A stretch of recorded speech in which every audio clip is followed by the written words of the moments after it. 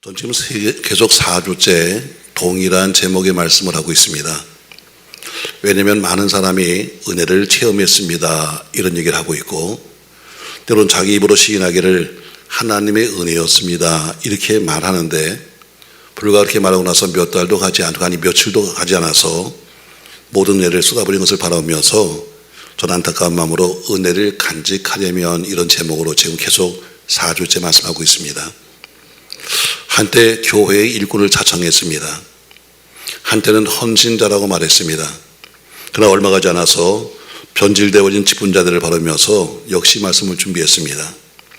우리가 그렇게 잘 믿었으면, 그렇게 열심히 살았으면, 또 그렇게 열심히 충성했다고 한다면 뭔가 최소한의 신앙의 열매가 있어야 되지 않겠습니까?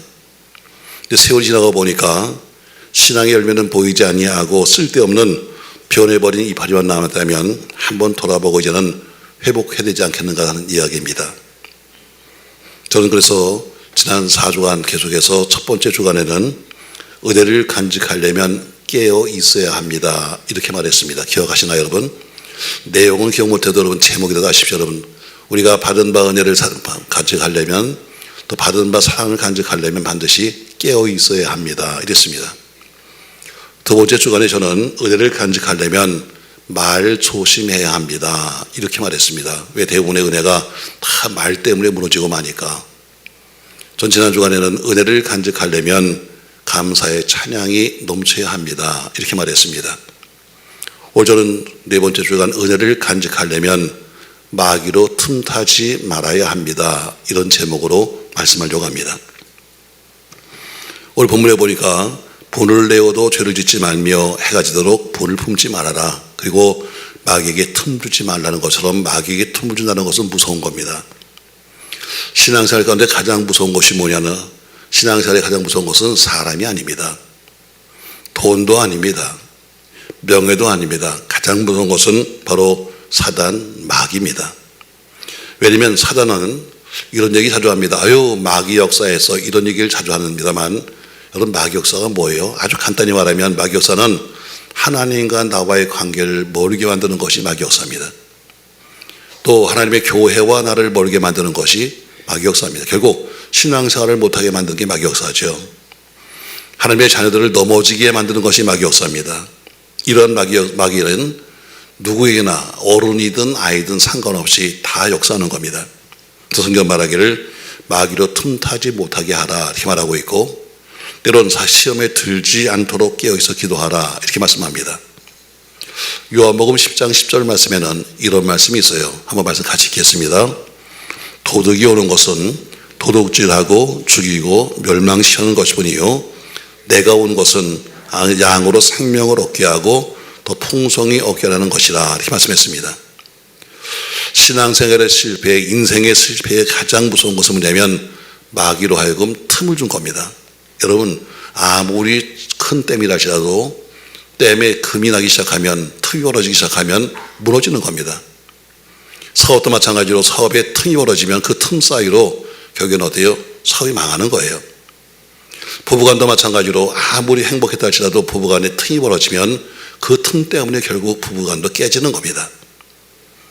사람마다 보세요. 넘어지는 거 보세요. 항상 넘어진 자리에서 또 넘어집니다. 넘어진 자리가 있는데 여기 옛날에 넘어졌으니까 피해가야지 하지만 항상 보면 넘어진 자리에서 또 넘어지는 거예요. 바로 그것이 우리 인간의 연약함이고 미련함이지요.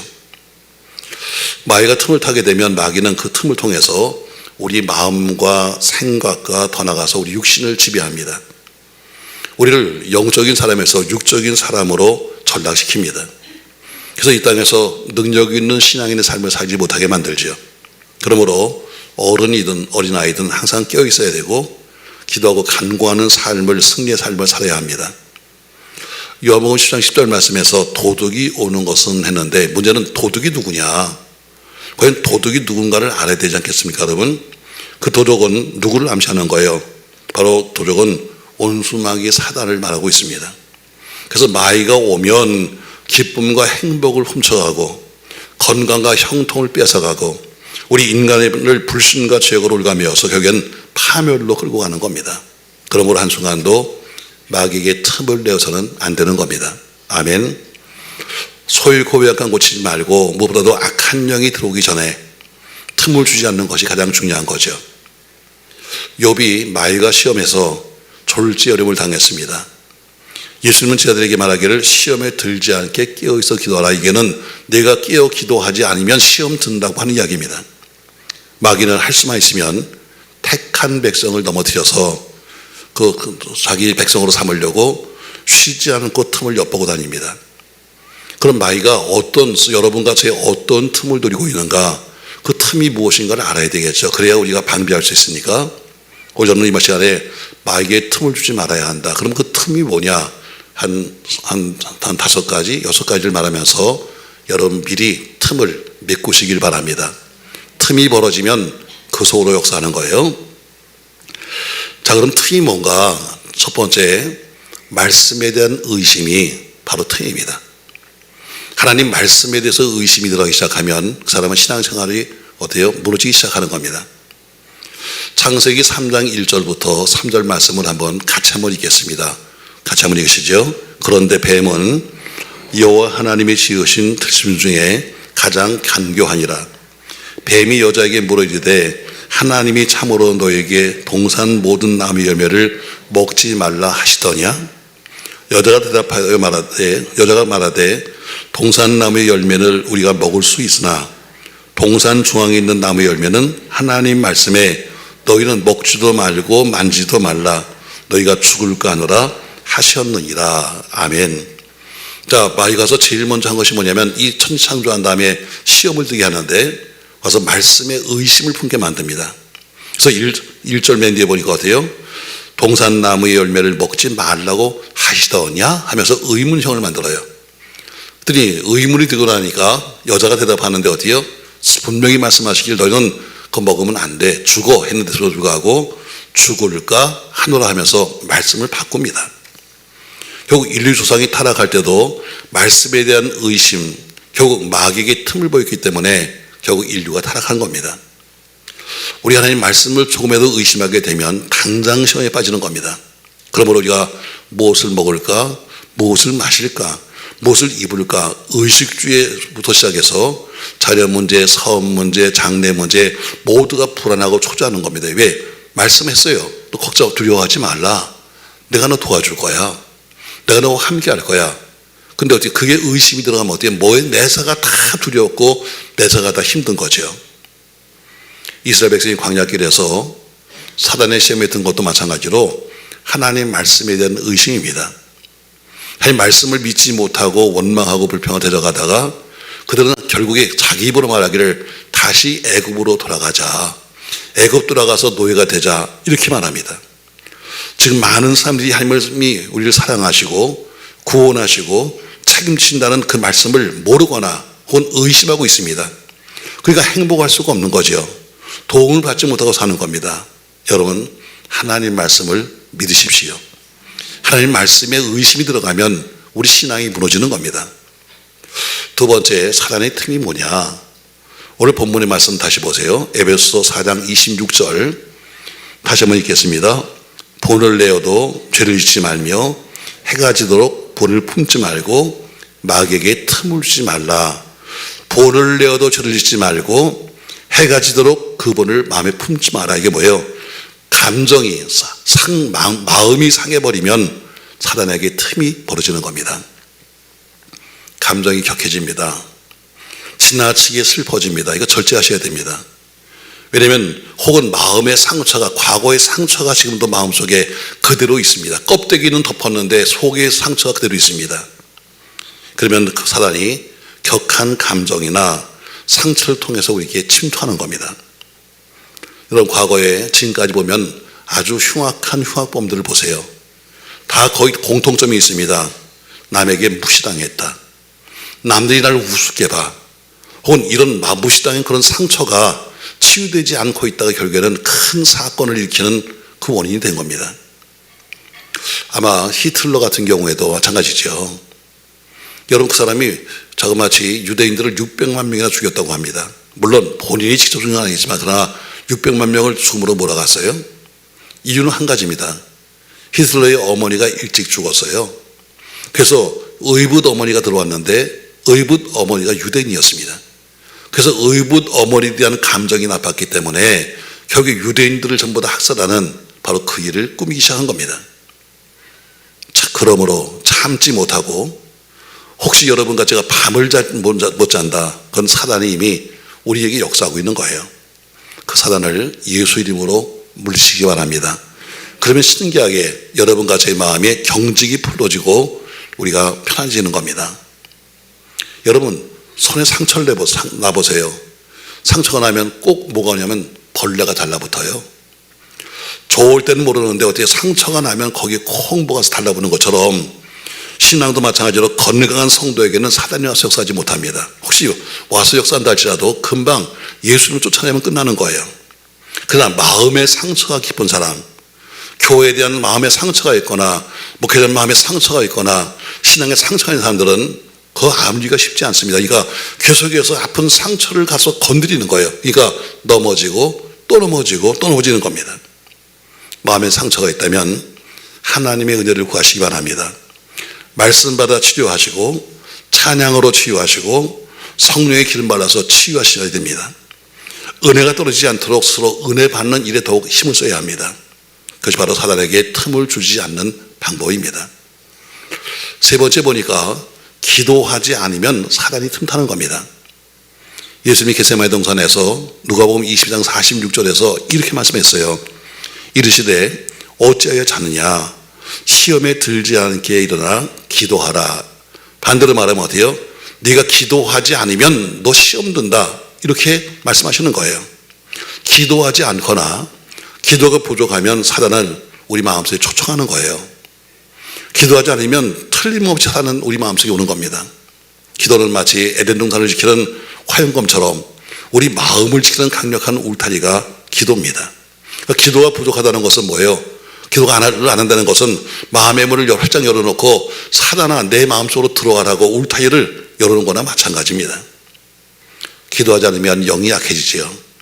조그만 일에도 낙심하게 되고 좌절하게 되고 상처를 받습니다. 오해를 하게 됩니다. 우리 영이 약해지면 조그만 일에도 100이면 100 모두가 시험 들 수밖에 없는 겁니다. 아무리 좋은 이야기를 해도 마음에 상처가 있으면 어때요? 기도하지 않으면 전부 다 그게 다 똑같게 들리는 거예요. 아주 쉽게 말해볼까요, 여러분? 자, 우리 교회 특징이 하나 있다면 남에게 별로 관심 없는 게 특징이에요. 별로 남에게 관심 없습니다. 뭐 교인이 와서 뭘 해도 별로 관심 없어요. 근데 본인은 어때요? 스스로 모든 사람이 다 나를 알고 있는 거 아니야? 모든 사람이 내 문제를 다 알고 있는 거예요. 교인이 혼자서 시험거리를 만드는 거예요. 아무도 관심 없다. 아무도 특별한 관심 없어요. 그럼에도 불구하고 혼자 스스로 그렇게 관심을 어때요? 남들이 다 뭐 나에 대해서 이렇게 생각하는 거예요. 기도하지 않으니까 어때요? 100이면 100 다 시험 들 수밖에 없는 겁니다. 에베소 6장 10절에 이렇게 말씀하고 있습니다. 같이 읽어요. 끝으로 너희가 주 안에서와 그 힘의 능력으로 강건하여지고 마귀의 계계를 등이 대적하기 위하여 하나님의 전신갑주를 입으라고 권면합니다. 하나님의 전신갑주를 입어라. 사람도 때로는 보약도 먹습니다. 아유 몸이 허하네. 그럼 보약 먹어요. 또 때로는 특별식 보양식도 먹습니다. 그처럼 신앙도 마찬가지로 늘 하던 신앙생활의 틀 떠나서 때로는 금식도 하고 철야도 하고 하면서 어때요? 때로는 기도원에 가서 그 기도하면서라도 자기 스스로 영적인 세계를 지켜야 되는 겁니다. 나라가 많이 힘들잖아요. 민족도 많이 힘듭니다. 기도하지 않으면 시험이 올 수밖에 없는 거예요. 바울은 그래서 디모데전서 2장 1절에서 우리에게 이렇게 말하고 있습니다. 같이 읽겠습니다. 그러므로 내가 첫째 권하노니 모든 사람을 위하여 간구와 기도와 도고로 감사를 하되 임금들과 높은 지위에 있는 모든 사람을 위하여 하라. 이는 우리가 모든 경건과 단정함으로 고요하고 평안한 생활을 하려 함이라 했습니다. 아니 내가 임금과 무슨 뭐 사돈의 팔춘이에요? 내가 높은 지위에 있는 사람들과 내가 무슨 피가 섞였습니까? 그런데 불구하고 사도 바울이 네가 임금들과 높은 지위에 있는 사람들에서 기도해야 될 이유가 있다. 이는 합니다. 이유가 뭐냐면 그들을 위해서 기도하는 이유는 바로 당신이 평안하고 고요한 생활을 하려면 그들이 위해서 기도해야 된다. 나라가 힘드니까 어때요? 우리 모두가 다 힘듭니다. 사실 교회도 어때요?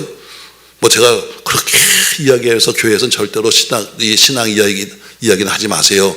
절대로 무슨 당 말하지 마세요. 그렇게 이야기했지만 교회가 딱 반쪽 나 있습니다. 지금 밖에서 뭐 대모하는 사람만 아니라 교회도 지금 보이지 않지만 딱 두 쪽으로 나 있어요. 말을 지금 제가 못하겠어 그렇지 다 어때요? 수근수근 되면서 그렇습니다.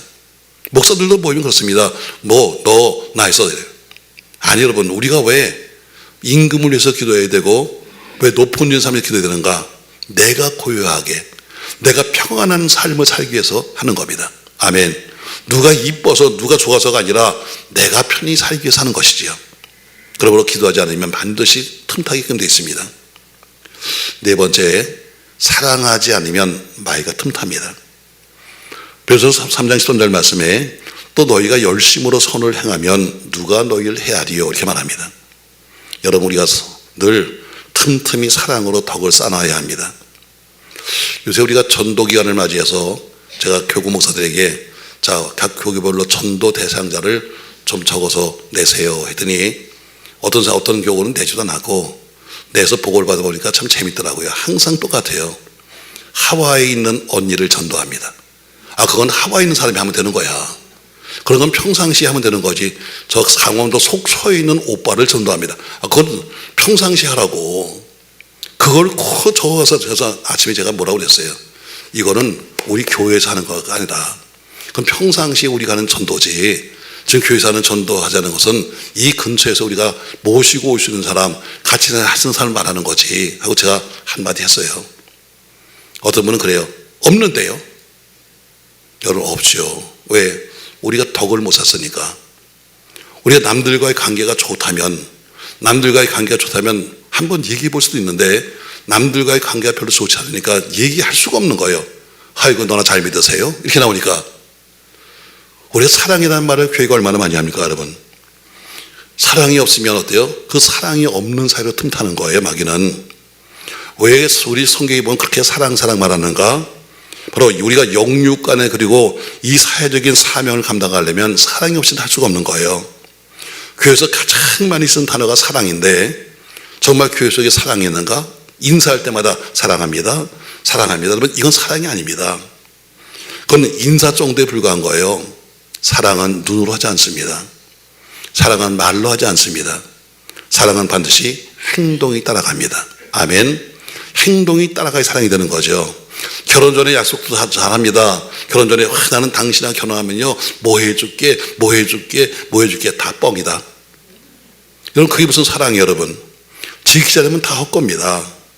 우리가 권사 되기 전에, 안수사 되기 전에, 장로 되기 전에 전부 다 서약서를 썼습니다. 우리가 이렇게 신앙생활을 하겠다고 다 썼잖아요.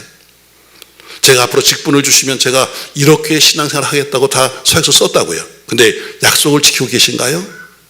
사랑은 반드시 사랑하기에 따라가는 행동이 필요한 겁니다. 전 여러분과 제가 행동하는 신앙인 되길 주의 이름으로 바랍니다. 가족관도 마찬가지예요. 고린도서 7장 5절 말씀에 바울은 고린도교회 편지를 쓰면서 이렇게 썼습니다. 서로 분방하지 마라. 다만 기도할 틈을 얻기 위하여 합의상 얼마 동안을 하되 다시 합하라. 이는 너희가 절제 못함으로 말미암아 사단이 너희를 시험하지 못하게 하려 함이라 해서 사단이 너희를 시험하지 않도록 부부간은 분방하지 말고 같이 살아라 이렇게 말씀하고 있습니다. 감당하지도 못할 독신주의, 또 부부간의 분방은 어때요? 시험의 원인이 되는 거예요. 어쩔 수 없는 상황이 되어서 작정하여 기도한다. 또 내가 어떤 일이 생겨서 내가 좀 금식하며 기도한다. 이런 경우도 있겠지만 과거에 우리 교회 어떤 분도 보니까 철야로 매일 오셨습니다. 근데 그분은 믿음이 좋은 게 아니라 남편이 싫은 거야. 밤에 그 인간이 싫어가지고 어때요? 항상 밤 저녁만 되면 짐 싸갖고 교회 와서 철야한다고 그래요. 난 자세히 봤어. 뭘 봤는가 하면 CCTV를. 왜? 다 보이거든요. 근데 어때요? 그분은 오면 어때요? 항상 오면 자. 계속 자다가 새벽 4시에 깨나. 그리고 집에 가. 그리고 집에 가서 뭐라고 그래? 철야했다고 그럴 거야. 여러분, 이건 철야가 아니에요. 이건 분방하기 위한 하나의 방법으로 쓰는 거지. 부부지간도 마찬가지. 여러분, 부부지간도 서로 틈이 벌어지면 아까 주례했던 이 가정이 인사하러 왔더라고요. 됐습니다. 둘이 틈이 벌어지면 막역사해. 그렇잖아요, 여러분. 형제지간도 틈 벌어지면 막역사하고요. 가정의 가족도 틈 벌어지면 막역사하는 거예요. 여러분, 틈이 벌어지지 말아야 합니다. 우리 사랑도 마찬가지로 사랑이 식어지면 반드시 틈이 벌어집니다. 전 여러분의 사랑을 점검해 보시길 주의 이름으로 축복합니다. 부부간도 특별한 경우가 아니면 분방하지 마라. 뭐 여러 가지 살다 보니까 힘든 것도 많겠지만 그러나 성경 말합니다. 틈 벌어지지 말라니까요. 네, 작은 틈이 벌어지면 거기도 뭐예요? 역사하는 게 있으니까 절대로 하지 마라 이렇게 말합니다. 또 한 가지 성경은 이렇게 말합니다. 너무 부해도 너무 가난해도 이게 틈이 벌어지는 겁니다. 시험이 드는 거예요. 잠언서 30장은 아굴이 썼는데 잠언서 30장 8절과 9절에 이렇게 말씀하고 있습니다. 같이 한번 읽겠습니다. 곧 헛된 것과 거짓말을 내게 해서 멀리 하옵시며 나로 가난하게도 마옵시고 부하게도 마옵시고 오직 필요한 양식으로 나를 먹이시옵소서. 혹 내가 배불러서 하나님을 모른다 여호와가 누구냐 할까 하오며 혹 내가 가난하여 도둑질하고 내 하나님의 이름을 욕되게 할까 두려워함이다. 아굴의 기도입니다. 하나님, 나로 하여금 너무 가난하기도 하지 마시고 너무 부하기도 하지 마세요. 왜? 내가 너무 배가 불러가지고 하나님이 어디 계신 게 이렇게 할까 두렵고 내가 너무 가난해서 도둑질해서 하나님 영광 가니까 두렵으니까 나로 하여금 일용할 양식을 주세요 말한 것처럼 너무 몸이 약해도 시험이 되고 너무 환경이 나빠도 시험이 됩니다. 집안이 너무 어려도 시험이 되고 너무 구차해도 틈이 될 수도 있습니다. 또는 너무 재물이 많아도 감당하지 못하는 직책을 맡아도 오히려 시험이 될 때도 있습니다. 저는 우리 교회 많은 분들에게 이렇게 권면합니다. 자수성가해서 물질을 모은 사람과 노력하지 않으려고 물질을 물려받은 사람과는 살아가는 삶의 태도가 다릅니다. 다시 말해 내가 직접 일군 사람과 일구지 아니하고 부모 것을 물려받은 사람은 삶의 태도가 달라요. 물론 사랑하는 자녀들에게 많은 것을 줬으면 좋겠습니다. 재물도 좋고 기업도 상속하는 것이 좋겠지요. 그러나 더 중요한 것은 그 재물이나 기업을 감당하지 못할 자식이라면 먼저 기업을 주는 것이 문제가 아니라 올바르게 가르치십시오. 어떻게 돈을 쓰는가를. 아멘. 돈을 얼만큼 주는가가 문제가 아니라 이 돈을 어떻게 쓰는가를 가르치지 않으면 오히려 그 돈 때문에 패가 망신하고 망한 자식 많습니다. 다시 말해 여러분, 전 여러분들의 자녀들이 정말 우리가 열심히 살고 열심히 해서 많은 걸 주었으면 좋겠습니다. 그러나 그들은 우리가 열심히 살아야지 그들은 그렇게 살지 않았잖아요. 그럼 최소한도 그 자녀들은 어때요? 물려받았으면 이것을 어떻게 우리가 간직할 것인가, 어떻게 우리가 앞으로 쓰며 살 것인가 하는 것을 배우지 않으면, 왜? 나는 노력한 적이 없으니까 막 쓰고 사는 거예요. 왜? 나는 막 쓰고 살아도 괜찮아. 왜? 물려받았으니까. 아니 여러분, 쓸 줄도 모르는 재물을 주게 되면 결국 재물 때문에 자식까지 망치는 겁니다. 전 여러분이 풍족했으면 좋겠습니다. 그러나 너무 풍족해서 하나님을 잊어버리거나 너무 어려워서 여러분 시험 들지는 이 없기를 주의 이름으로 축복합니다. 물론 참 신앙은 어떤 형편에 있든지 늘 승리해야 합니다. 그러나 우리가 인간이기 때문에 삶의 정상화도 필요합니다. 그러면 정상적인 생활을 우리가 추구해야 됩니다. 한 가지 더 말씀드리죠. 여러분, 은혜가 있는 곳에 반드시 마귀 역사가 있습니다. 명심하세요 여러분. 은혜가 있는 곳에 마귀 역사가 꼭 있는 거예요. 창세기 15장 6절 말씀이 좀 기니까 교독합니다. 제가 먼저 읽겠습니다. 아브라함이 여호와를 믿으니 여호와께서 이를 그의 의로 여기시고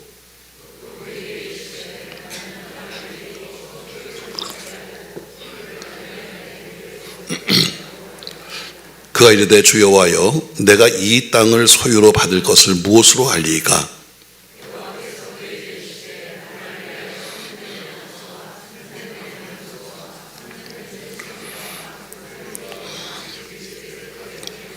아브라함이 그 모든 것을 가져다가 그 중간을 쪼개고 그 쪼갠 것을 마주 대어 놓고 그 새는 쪼개지 아니하였으며 11절 말씀 다시 한번 같이 읽어요. 솔개가 그 사체 위에 내릴 때는 아브라함이 쫓았더라. 아멘. 하나님이 창세기 12장에서 아브라함을 너희 모든 살았던 곳을 버리고 또 새로운 땅으로 가라 말씀하십니다. 그리고 네가 새로운 땅에 가게 되면 내가 너에게 약속을 하는데 나이 75세에 자식이 없는 그에게 말하기를 내가 너에게 자식을 주마. 땅 한 평 없는 그에게 말하기를 내가 큰 땅을 주겠다 약속했어요. 그래서 창세기 12장의 약속의 말씀을 믿고 아브라함은 출발합니다. 그리고 15장에서 하나님이 다시 그에게 말씀하시기를 다시 옛날에 그 말씀을 다시 하시면서 내가 너에게 자식을 줄 거야. 또 그리고 내가 이 땅을 다 내가 너에게 주어서 내 소유로 만들 거야. 그때 아브라함이 말해요. 8절에 보니까 하나님 제게 하신 이 말씀을 내가 무엇으로 믿을 수 있습니까? 자, 8절 말씀 보세요. 그가 이르되 주여와여 내가 이 땅을 소유로 받을 것을 무엇으로 알리까? 제가 증거를 주십시오. 이렇게 말합니다. 그러니 알았어. 9절에 대답하시기를 여호와께서 그에게 이르시되 나를 위하여 3년 된 염소와 3년 된 암염소와 3년 된 수양과 산비둘기와 집비둘기 새끼를 내 가져와라. 다시 말해 재물을 갖고 오라는 이야기입니다. 왜? 응답하시려고. 10절에 보니까 아브라함이 하나님께 제단에 재물을 올려놨는데 하나님의 역사가 있기 전에, 응답의 역사가 있기 전에 먼저 나타난 것이 뭐냐면 그 재물을 채가기 위해서 솔개가 먼저 나타나서 재물 위에 빙빙 날아가는 겁니다. 맞습니다, 여러분. 이 시간 우리가 하나님 앞에 나와서 지금 예배하고 있습니다. 그러나 예배하는 이 시간도 지금도 악한 영은 이 주위를 빙빙 돌면서 시험 들 사람을 찾고 있고 넘어질 사람을 찾고 있다는 것을 여러분 명심하셔야 됩니다. 여기는 뭐 예배당인데 나는 성도인데, 나는 권사고 장로고 나는 목사인데 자신하지 마세요. 왜? 지금 제단에 재물을 올려놓고 지금 있는 그 시간도 솔개가 그것을 채가려고 지금 하는 것처럼 마귀 역사는 언제든지 은혜 있는 곳에 있는 겁니다. 사랑하는 성도 여러분, 사단의 시험을 이기신 우리 주님 본받아서 사단에게 틈 주지 말기를 주의 이름으로 축복합니다. 이게 사단의 시험이지 마귀 역사지 하면 얼른 예수님을 물리쳐야 합니다. 그리고 빨리 기도해야 합니다. 그리고 항상 영육간의 평안한 가운데 살아가시는 여러분 되기를 주의 이름으로 축복합니다. 우리가 수시로 하나님의 은혜를 받았습니다. 이렇게 말합니다. 때로 자기 입으로 말하기를 나는 스스로 감당할 수 없는 큰 체험을 했습니다. 이렇게 말합니다. 그러나 마귀는 그냥 그 사람을 그냥 두지 않습니다. 어떻게 하든지 시험 들게 해서 받은 바를 쏟게끔 만드는 것입니다.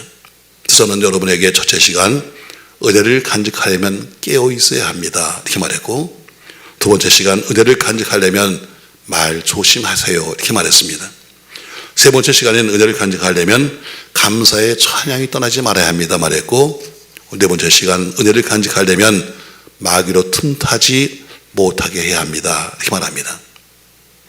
자, 제가 여러 가지 얘기했습니다만 그러나 이 모든 부원으로 제가 마지막 다음 주에는 한 가지만 더 하고 마치려고 하는데, 이 모든 시험을 쉽게 이기고 쉽게 여러분 은혜를 간직할 수 있는 길이 하나 있습니다. 이 지금 여러 가지 했습니다만 그러나 아주 쉽게 이 모든 걸 난 잘 몰라. 그러나 내가 이 모든 걸 금방 이기고 마귀가 틈타지 못하는 방법이 있습니다. 가정의 문제는 가족 간에 틈이 없어야 합니다. 아멘 싫으신 분은 끄떡거리세요. 가족 간에 틈이 없어야 돼요. 그러나 신앙의 문제, 영적인 문제는 여러분의 담임 목사인, 여러분의 영혼을 책임지고 있는 담임 목사와 더불어 최대한 영적으로 가까워져야 합니다. 그렇다고 가깝다고 해서 밥 먹으러 다니고 놀러 다니고 쉬러 다니고 이것을 말하는 것이 아니라 담임 목사와 영적으로 가까워지는 길이 곧 교회와 가까워지는 길이고, 교회와 가까워지는 길이 하나님과 가까워지는 길입니다. 믿음 안에 틈이 없으면 원수 마귀는 감히 끼어들 수가 없는 겁니다. 전 여러분 담임 목사의 축복 기도로 늘 하늘의 축복의 파이프가 여러분에게 가정에 연결되시기를 주의 이름으로 축복합니다. 오늘 전 여러분들에게 이렇게 말씀했어요. 은혜를 간직하려면 마귀로 틈타지 못하게 하라. 이런 제목 속에서 첫 번째 말씀에 대해서 의심하지 마라. 이것이 틈입니다. 두 번째 상한 마음이 상해버리면, 감정이 상해버리면 마귀는 틈탑니다. 세 번째로 기도하지 않으면 사단이 틈타고, 네 번째 사랑하지 않으면 막 기도 사랑이 틈탑니다. 다섯 번째, 물질적으로 너무 풍부하거나 너무 부족해도 시험이 됩니다. 마지막으로 은혜가 있는 곳에는 반드시 마귀도 동일하게 역사하십니다. 사랑하는 성도 여러분, 마귀로 틈타지 않도록 여러분과 제가 막음으로 여러분의 신앙을 지켜가는 승리의 사람 되기를 주의 이름으로 축복합니다. 전 여러분에게 누누이 이렇게 말합니다. 인생을 살아가면서 수없이 많은 환난도 있고 어려움도 있습니다. 그러나 우리가 믿음으로 이기고 나면 그 사람이 하는 말은 간증이 됩니다. 그러나 어떤 이유든 간에 무슨 이유든 간에 지고 나면 그 사람의 말은 모두가 다 변명이 되는 겁니다. 이긴 자가 말하면 간증, 진 자가 말하면 변명. 전 여러분이 꼭 간증자가 되시기를 예수님의 이름으로 부탁합니다.